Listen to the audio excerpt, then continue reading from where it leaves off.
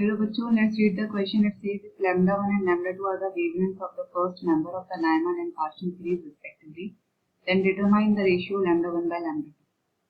तो इसमें lambda 1 जो है वो Lyman सीरीज की वेवलेंथ है और lambda 2 जो है वो Parsons सीरीज की वेवलेंथ है और हमसे कहा गया है कि इन दोनों का रेशियो बताना है।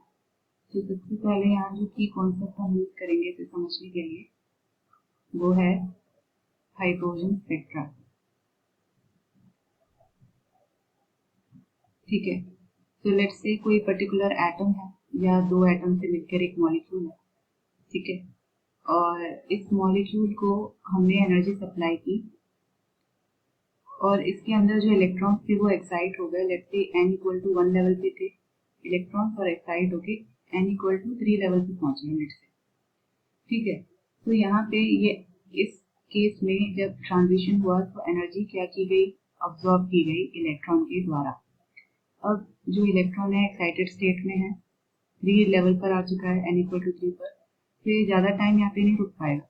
इसका life time expectancy n equal to 3 level में एक्साइटेड लेवल पे कम होता है, इसलिए कुछ टाइम के बाद ही दोबारा से फॉल करके n इक्वल टू 1 लेवल पे आएगा और इस केस में ये रेडिएट करेगा एनर्जी को। ठीक है, तो ये जो एनर्जी रेडिएट होगी ये एनर्जी इसको ऑब्जर्व किया गया। बहुत पहले एक केस स्टडी की गई जिसमें एक एटम को, हाइड्रोजन एटम्स को, बहुत सारे एटम्स लिए गए, एक गैस ली गई हाइड्रोजन एटम की और उसको एनक्लोज किया गया। इसी तरीके से एनर्जी सप्लाई की गई थी HU और इलेक्ट्रॉन एक्साइट हुए थे। एक्साइट के बाद जब वो डी एक्साइट हुए, नीचे की तरफ हायर से डाउन लेवल पर ट्रांजिशन हुआ तो एनर्जी रेडिएट हुई और इस एनर्जी को जब हमने डायफ्रैक्शन ग्रेटिंग से पास करवाया, डायफ्रैक्शन ग्रेटिंग से, तो हमने क्या ऑब्जर्व किया, सेट ऑफ वेवलेंथ। ये जो सेट ऑफ वेवलेंथ थी ये पर्टिकुलर सीरीज फॉर्म कर रही थी जिसे हमने लायमन, बाल्मर, पार्शियल नाम दिया। तो अब पहले की कॉन्सेप्ट पर आते हैं जो कि है लायमन सीरीज। लायमन सीरीज जो है वो अल्ट्रा वायलेट रीजन में फॉर्म होती है और इसका फॉर्मूला है 1/λ1 is equal to r times 1/n1 square minus 1/n2 square। ठीक है, लेट्स से ये n इनिशियल है और ये n फाइनल है, इनिशियल लेवल से फाइनल लेवल। ठीक है, तो n1 जो होगा ये 1 होगा लायमन सीरीज के केस में और nf जो है वो 2, 3, 4 अप टू सो ऑन हो सकता है। ठीक है, तो यहाँ पे इसका मतलब है कि अगर कोई भी इलेक्ट्रॉन एक्साइटेड लेवल 2, 3, 4 या सो ऑन से जंप करके डी एक्साइट होता है n इक्वल टू 1 पर आता है तो जो वो रेडिएशन इमिट करेगा वो अल्ट्रा वायलेट रीजन में लाई करेगी और जो वेवलेंथ होगी वो लायमन सीरीज की सेट में लाई करेगी। दूसरा केस जो है वो है पार्शियल सीरीज का। पार्शियल सीरीज जो है वो इंफ्रारेड रीजन में होती है। ठीक है, तो इस केस में let's say 1/λ2 is equal to r 1/n initial square minus 1/n final square। Same formula रहता है लेकिन डिफरेंस कहाँ होता है, n initial is equal to 3 होता है और n final जो है वो 4, 5, 6 and so on हो सकता है। ठीक है, तो यहाँ पे इसका मतलब है जब कोई भी इलेक्ट्रॉन डी एक्साइट होता है 4, 5, 6 और so on किसी भी लेवल से 3 लेवल पर, तो वो जो वेवलेंथ इमिट करता है वो इंफ्रारेड रीजन में लाई करती है और पार्शियल सीरीज का पार्ट होती है। तो अब हम सबसे पहले λ1 कैलकुलेट करेंगे। तो 1/λ1 is equal to r। Question में हमें दिया गया है कि जो वेवलेंथ है वो फर्स्ट मेंबर है of Lyman and partial series. तो फर्स्ट मेंबर का मतलब है कि इस केस में n इनिशियल, लायमन के केस में n इनिशियल अगर 1 है तो n फाइनल 2 होगा, इसका मतलब है फर्स्ट मेंबर ऑफ लायमन। इसी तरीके से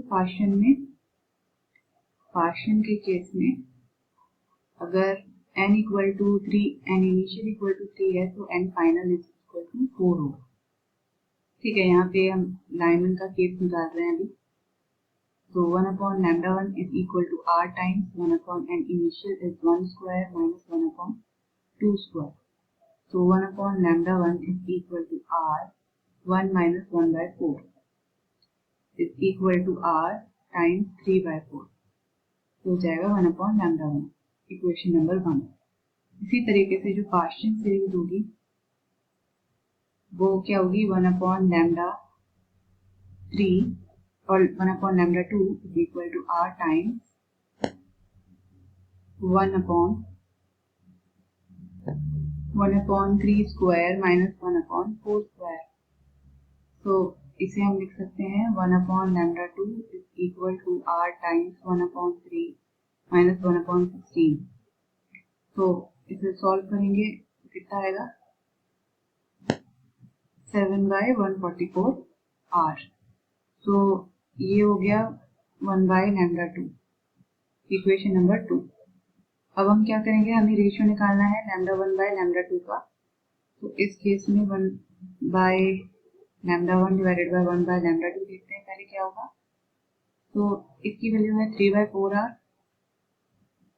तो 3/4r divided by 7/144r is equal to 3/4 into 144/7।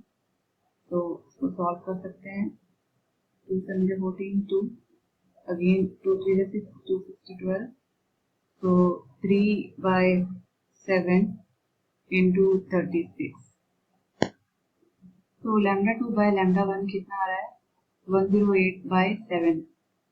और हम लिख सकते हैं λ1/λ2 इज इक्वल टू 7/108। तो ये रेशियो होगा वेवलेंथ का λ1/λ2 का। So this is the answer. λ1/λ2 is equal to 7:7 divided by 108. So this is the answer. I hope you understood it well. Best of luck.